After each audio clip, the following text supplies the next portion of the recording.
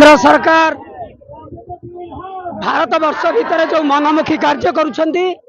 ता प्रतिवाद रे आमे माने समस्त राजरास्ता को लेचु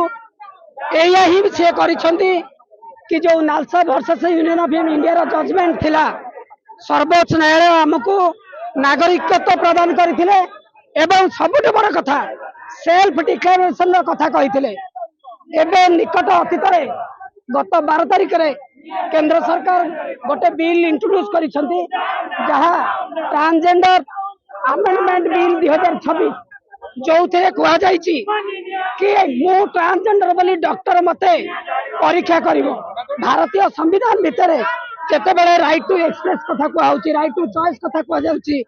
एठी सर्वोच्च न्यायालय हमको ट्रांसजेंडर बोली डिक्लेयर कर सारला परे डॉक्टर मानक हाथ को हमको परीक्षा करके आम जीवन निर्धारण करने को केंद्र सरकार किए ना आम सहित कथा ना आलोचना करिसेंती मनमुखी गोटे बिल आणुछंती से बिल प्रतिवाद रे आज आम ए प्रोटेस्ट करिछु।